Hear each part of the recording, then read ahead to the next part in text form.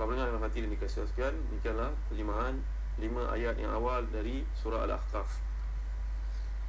Jadi surah yang dibawa oleh Allah Subhanahu Wa Taala di sini dimulakan, dapat kita lihat dimulakan dengan 2 fonem.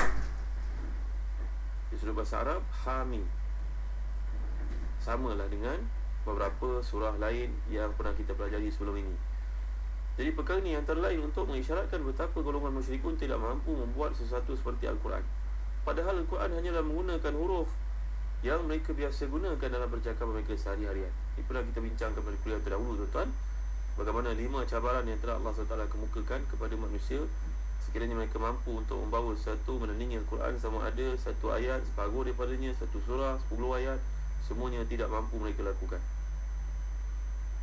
Jadi ayat kedua ni, tuan-tuan, Tanzilul Kitab Minallahil Azizil Hakim. Ayat kedua pula menyebut 2 sifat Allah Subhanahu Wa Taala, iaitu Al-Aziz dengan Al-Hakim, bagi mengisyaratkan bahawa ia adalah kitab yang tidak ada tolak bandingnya.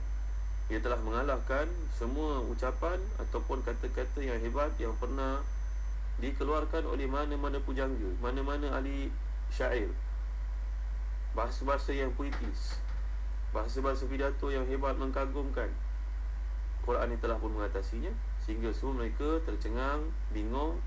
Di kalangan mereka yang kagum sampai terpaksa datang pada waktu malam untuk mendengar sendiri dari dekat perkataan-perkataan indah ini ungkapkan itu. Dalam masa yang sama, tuan-tuan, Al-Quran Karim ini penuh dengan hikmah daripada Allah Subhanahu Wa Taala yang menurunkannya kepada orang yang tepat, mengikut cara yang tepat. Al-Aziz mengisyaratkan bahawa kuat, Al-Hakim bijaksana. Kedatangan Quran ini, tuan-tuan yang dimuliakan Allah sekalian, datang dengan mesej yang begitu hikmah kepada golongan musyrikun. Walaupun demikian, nampaknya mereka tidak menerima apa yang dibawa oleh Al-Quran Karim, apa yang diperjuangkan Nabi Muhammad SAW. Malang sekali. Datang ayat ketiga, Ma khalaqna as-samawati wal arda bainahuma illa bil haqqi wa ajalin musamma walladzina kafaru amma unziru mu'ridun. Tidaklah kami ciptakan langit dan bumi dan apa yang ada antara keduanya melainkan dengan hak dan dalam batas waktu yang telah ditentukan. Dan golongan yang kafir berkaitan dengan apa yang diperingatkan, sentiasa mereka berpaling. Salah satu tujuan utama kedatangan Quran, kehadiran Quran ni, tuan-tuan, adalah untuk mengingatkan manusia tentang kewajipan ataupun pastinya berlaku kiamat. Kerana dalam ayat ini menjelaskan, membuktikan ma khalaqna as-samawati wal arda wa bainahuma illa bil haqqi wa ajalin musamma. Lihat, wa ajalin musamma, satu waktu telah ditetapkan. Semua dijadikan Allah SWT dengan kebenaran, menunjukkan kebesaran yang terpampang di sana sini dengan bukti kehebatan. Tentulah ada satu perkara yang terdapat di sebaliknya, kehendak Allah SWT yang mesti dipatuhi dan bukan berlaku secara kebetulan. Manusia ini bukan berlaku secara kebetulan, tuan-tuan, dengan generasi spontan yang telah disebut sebagai contohnya oleh orang kafir yang ingin menyesatkan manusia.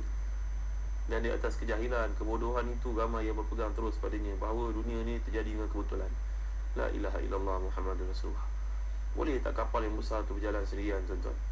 Boleh tak matahari terbit pada waktunya, bulan datang pada tengah bulannya? Agak-agak boleh tak semua ini berlaku dengan kebetulan? Mustahil, tuan-tuan. Akal yang murni tidak akan mengatakan seperti itu. Jadi semua akan binasa untuk menerima balasan mereka semula, sebab disebut oleh Allah SWT di sini wa ajali musamma. Maknanya satu waktu yang telah kami tetapkan, yang tidak diketahui oleh sesiapa pun melainkan Allah Subhanahu Wa Taala sahaja. Jadi orang beriman meyakini perkara tersebut, sedangkan orang-orang kafir menolaknya bulat-bulat. Menolak sepenuhnya bagaimana kiamat yang berlaku, semua tidak akan masuk dalam akal, dalam benak fikir mereka, maka mereka hiduplah seperti binatang. Ayat ni, tuan-tuan, agaknya bermaksud menyatakan bahawa alam yang hebat dengan segala penciptaan ini tidak diciptakan Allah SWT kecuali dengan kebenaran dan tujuan yang tertentu untuk menegakkan kebenaran juga, agar keadilan yang hakiki ini dapat ditegakkan. Jadi alam ni juga mempunyai batas waktu yang tertentu. Kerana ada tujuan yang belum tercapai dalam kehidupan dunia, maka sudah tentu ada alam lain yang akan menentukan balasan, iaitu dipanggil sebagai alam akhirat. Sehingga dengan demikian, datangnya kiamat yang merupakan hari pembalasan dan menegakkan keadilan balik semula, itu merupakan satu kewajipan dari sudut logik akal. Takkanlah orang buat jahat dia boleh selamat, boleh terlepas begitu saja, tuan-tuan. Takkanlah orang baik tak dapat balasan apa-apa. Logik akal takkan menerima hakikat ni tuan-tuan. Semuanya akan mengatakan tentulah ada balasan. Ini hati sanubari nurani kita pasti akan memperjuangkannya.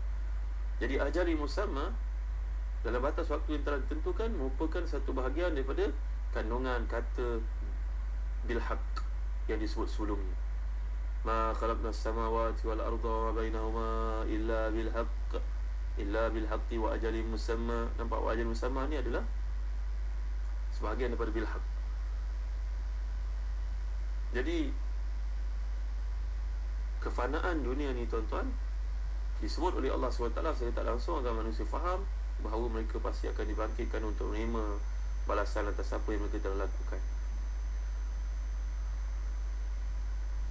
Ayat berikutnya kalau kita perhatikan tuan-tuan, nanti kita akan lihat lebih lanjut kaitannya dengan ayat-ayat awal pada surah Al-Kahf ini dan perkara-perkara yang berkaitan dengan kehidupan Nabi Muhammad SAW. Pengukuhan kepada akidah itu diterangkan jelas pada ayat-ayat yang akan datang, akan kita huraikan pada kuliah tafsir berikut sehingga kita menyambung pada kuliah akan datang. Allahu a'lam. Sallallahu ala sayyidina Muhammad wa ala alihi wa sahbihi wa baraka wasallam. Alhamdulillahirabbil alamin. Wa barakallahu fikum. Wassalamu alaikum warahmatullahi wabarakatuh.